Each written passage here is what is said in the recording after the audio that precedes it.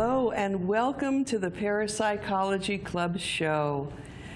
We are chatting with two delightful gentlemen who are going to be our speakers for our March 3rd meeting, which will be at Clubhouse 3, Dining Room 1 at 10 o'clock in the morning. We have been having the most wonderful time chatting because these two gentlemen are so much like my father. They're both engineers, and they both have this interest in knowing what is life really all about. Martin Ettington, M.K. Ettington, is here, and he has written 6 books and founded the Immortality Research Center. Fascinating books, fascinating website. The website just blows you away. He has e-classes. He has a way to involve you in marketing books. He has another website that's just about books and where you can research all these paranormal activities and things that are really crucial to the meaning of life. I am so delighted to have both of you gentlemen here. Dennis Watts is here, and he is a co-founder of the Immortality Research Center also. This is going to be a really enjoyable time for all of us. Thank you. Thank you. Thank you very much. Martin, how did you get interested in the subject of physical immortality? Well, I think it would have to go back to my childhood. I remember when I was just 4 years old, up in a gliding center in Elmira, New York. My mother had taken me up there for pony rides, and we were walking on the tarmac. And remember, I'm a 4-year-old. I don't know anything. And I saw this old gray-haired guy talking to some people, and for some reason, I still don't know why, I went over to him because I had this feeling, and I said, "Are you the man who lives forever?" And he gave me a strange look, and then my mother dragged me away. But even at that young age, I was always interested in the paranormal, the unusual. And by the way, I heard later that a man who was over 1,000 years old supposedly lives in that place. Then in my college years, I had a mentor who taught me all about psychic development and meditation, and I've been meditating for 40 years. And then just a few years ago, I decided maybe I'd learned enough that I could try and share and contribute to help people with their lives. So that's when I started writing my books, and the best-known one, which is related to what we're going to talk about today, is Physical Immortality, A History and How-To Guide, where we went into a lot of research on people that were, we found records for people that were hundreds of years old and older, which most people don't believe, but the records are out there. And after doing all that research and finding that out, because the topic had always fascinated me, I started developing a theory of how these things work. And the theory amounts to the synchronization of your spirit, your vital forces, and your physical body, and the things we can do in terms of spiritual practices, energy practices like Tai Chi or Qigong or other things that are related to that, and different types of advanced nutrition to help your physical body. And when you do all those things together, you synchronize those aspects of your being, which leads to long-term stable health and then extended longevity. Both going to be presenting a talk for us. The title, Marty and I titled it Natural Health and Longevity. Can you give us a little bit of a preview as to what you'll be saying in that hour? Yes, we like to, or I like to, as an engineer who's fact-based, and that's what I've done most of my life is work with facts, is I like to start by talking about records and showing records of people who've lived very long lives. And the oldest person that's recognized by the Guinness Book of World Records is Gene Calumet, who lived to 122.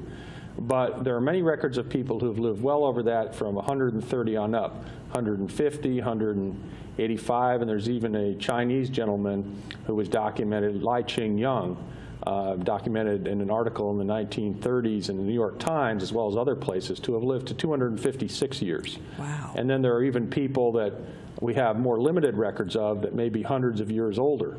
And then you start talking about masters in India, and it becomes something that you wonder where the truth ends. But there's no doubt in my mind from the information I've collected, the facts, people I've talked to, that there are people out there who hide themselves from society who are hundreds of years old, and there are common threads as to how they do that. And so we're going to talk about that, and then we're going to get into my approach and theory of how we can make these things work for everyone. And that's part of what the Immortality Research Center is all about, to collect, we call it research because we're collecting facts and resources and different processes and different techniques that have been learned over the ages, both from sages and also from the scientific community, and trying to combine and synthesize all those things together. So we get into that in the talk, and we'll talk more about it in a few minutes. In the workshop, we start to get into practical aspects. The how-tos. Exactly. That would be like your book says, the Immortality History and How-To Guide. I love that. And that's part of being an engineer, is if you're going to talk about something, you want to have a practical application of what you're talking about. And that's why I wrote it that way and titled it that way. We're starting with how to live longer and how to achieve long life and good health. And Marty, I have a question for you, and that is, in all your research and all the 6 books you've written and the research on the website and all the travels that you've had over the last 40 years looking at immortality, is there a link between enlightenment and immortality? I think definitely, because the point I'm at now is, first of all, because of all my realization through meditation, through studying Eastern principles, even though I was raised Christian and still respect Christianity a lot, learning that enlightenment is something that once you get a connection with your spirit, you get centered in your spirit, which lives in a spaceless, timeless realm, okay? It's not in the 3 dimensions. It exists outside of time and space, yet we have some of that in our being. That we are a spiritual being, as Dennis was saying. Once you build that connection through centering yourself, you can start to bring that peace, bring that health down into your lower bodies. And from everything I've read, the records of people who have lived a very long time, the most common thread is that those people had a very calm spirit. They had a very centered existence. And therefore, they were able to maintain their health as a result. That's why we talk about immortality and enlightenment being related. And you can also look at it in the reverse manner. The longer you live, the longer you work to acquire a knowledge of your spirit, the more you will realize enlightenment. So the two are very interrelated, and that's something we also try and talk about in our practical workshops. We do some exercises related to that. For instance, one exercise we've done before, which is very successful, which you might not think is related to longevity, is something exploring the heart chakra, exploring how you can feel God's love in your life as a force, as something very powerful. And by doing that, by helping a person, maybe use the words, raise their vibrational level, get a closer connection to their spirit, you're again helping them stabilize their body. So no matter how old you are, it's not too late to begin this process. You talk about something about accident prevention as a way to longevity, and I think this is really very practical, because as connected as you might be oblivious to buses, cars, trucks, getting on the plane on time. And could you tell us a personal experience, how you got interested in this accident prevention as a way to longevity? Well, if I have any psychic or spiritual ability that's very strong, it's a prophetic ability, both for certain major events and for myself personally. In other words, that I have seen events that were going to happen to me, and sometimes I was able to avoid them. I was able to avoid being on a plane that crashed. I was able to avoid being mugged. I had a vision when I was young, one of my first ones, about being in a surfboard accident, a strong vision, and then I was in that same surfboard accident later. And what I learned through my experiences was that the future is a probability, which has a certain momentum, and that through force of will, you can change your direction, like you're in a river of time, and you can change like you're in a boat going from one shore to another. So when I was thinking about the book and all the practical things that we could offer people in terms of how they could extend their life, I realized that, well, once you've got your health, and once you're stable about that, what is the most likely thing to kill you? And it's an accident. So is there any way to prevent that? So what I came up with was an exercise that I've done now with a variety of groups, and I've had a lot of good feedback about it, is where we help people get into a relaxed state. We help them go through in their mind different events that they're planning or they may do, and then feel the impressions, whether it's negative or even positive, about how that's going to come out. Because I've had so many stories from people, personal stories of they were going along this line, they were going to do this, and they had a very bad feeling, and they just changed their mind, and they found out later they would have been killed or severely injured. And I'll give you one example in my own life, which was not a fatal instance. I'm still here, obviously, but it's one that was a really interesting result. Some years ago, I was planning on taking a family trip to Disney World, and like I usually do, I look ahead on the trip, the plane flight, the car, where we're going, and different places. And for some reason, Epcot, which is the big area there with all the international pavilions, had a dotted black line around it in my head. And I was trying to figure out, why is this? Because it didn't feel like I was going to have a fatal accident, but it thought something really uncomfortable might happen there. So sure enough, we're on the trip. We're there, and my son wants to take this Mars ride. And there's 2 tickets you can take, the orange ticket or the green ticket. And I picked the orange ticket, which was a big mistake, because basically it's a centrifuge they put you in, where you're twirled around. I got sick. I threw up all over everything. Oh, no. I was in such bad shape. I had to go to the medical center for several hours and lie down to recover from it. But it was really interesting because that was the result. It wasn't something that was going to kill me, but it was something that was going to be very uncomfortable. And I managed to see that from the exercise that I did beforehand. So that's an important aspect of it. And that's why we teach that. If I could also talk about something else we call the subconscious death wish. Can I talk about that too? Certainly. One of the big aspects of longevity that we haven't talked about yet is people's psychological beliefs. Yeah. The way we're trained in our society from birth to expect that we're going to die at a certain age. Just the other day, I received one of those mailers, because I'm only 55, but I received this mailer, come on in and buy a plot. And how many ads have we all heard from Forest Lawn if you're in your 70s or whatever? It's time to make your preparations. Well, the problem is, with that type of attitude, is that people start to get a subconscious feeling, a subconscious way of planning their life, that it's going to be limited. And I think there's lots of anecdotal evidence that people's attitudes about life and wanting to experience it or giving up makes a big difference in their life. I remember when I was a teenager and I had a paper route, there was a couple on my route who were in their 80s that were very, very healthy, and they loved life, and we saw them occasionally at different places.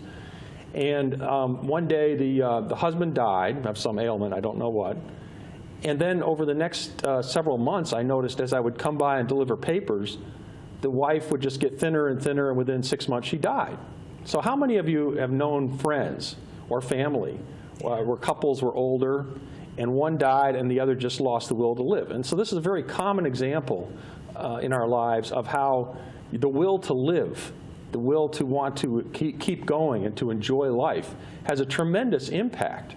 So just from a pure psychological perspective, the attitude you have about life makes a big difference. And that's something we also try and do some exercises with in terms of affirming the positive things you can do with your life and how you can enjoy yourself.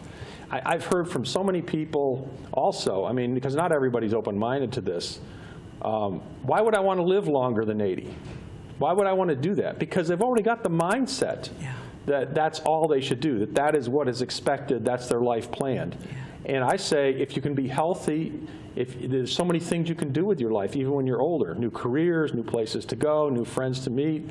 So that's a big part of it, too. And I didn't originate this. There are other people who are well known it's called the immortality or immortalist realm who have talked about this for years. But it's an important aspect of the whole thing. Mm-hmm. And we get into that in the workshop, too.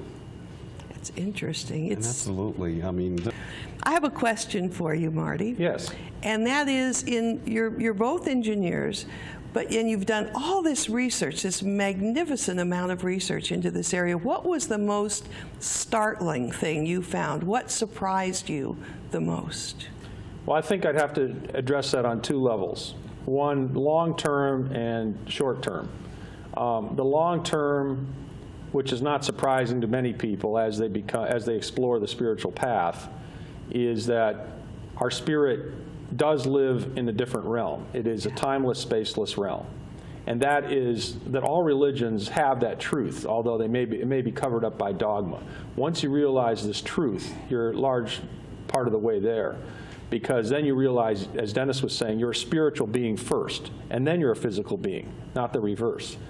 And then the other aspect of this is that I was just really impressed with the facts I uncovered, because I had always been interested in the subject of immortality, and I'd read a few books where yogis were supposedly hundreds of years old, and I thought, gee, this could be a really interesting topic.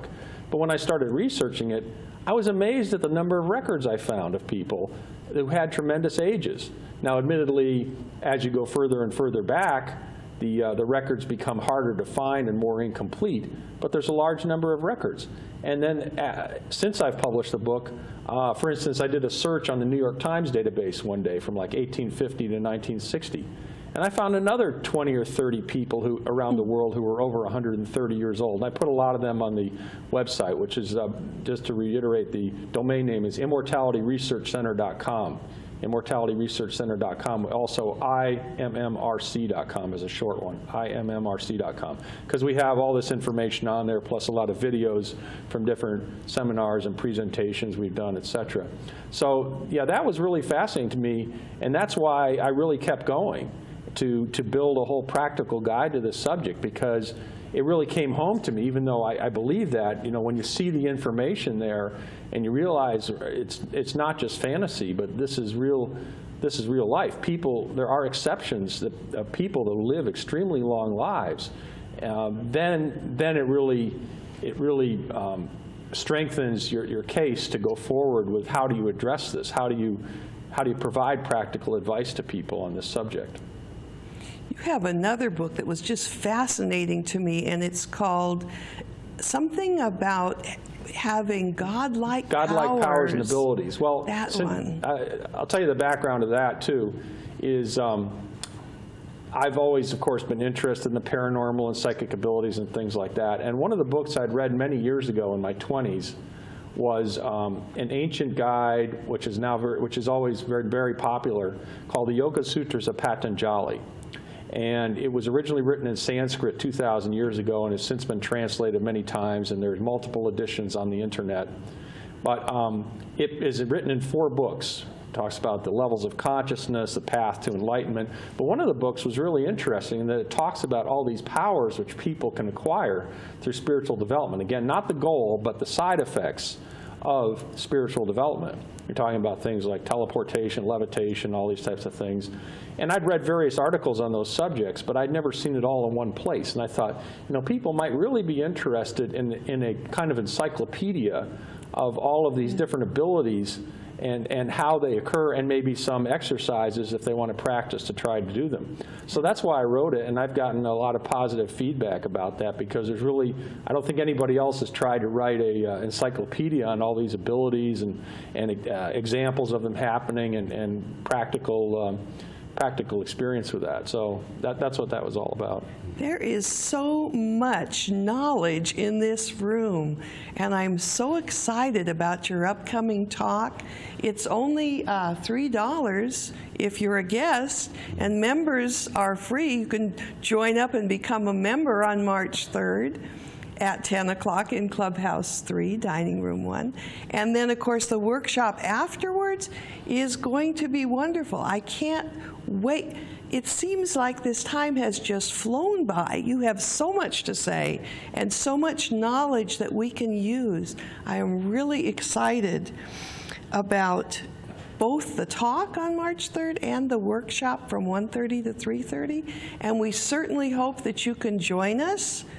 And we thank you so much for coming down and being our guests on this show. Thank you. And we enjoyed it very much. We really look forward to your talk and your workshop. And we're really looking forward to it because we have a lot of material, a lot more than we can do in a couple hours. But I think we can at least give people some exposure to these concepts and these exercises, and hopefully it'll be valuable for them too. Thank you so much, Dennis, and thank you so much, Marty. And we look forward to you all coming on March 3rd. Thank you.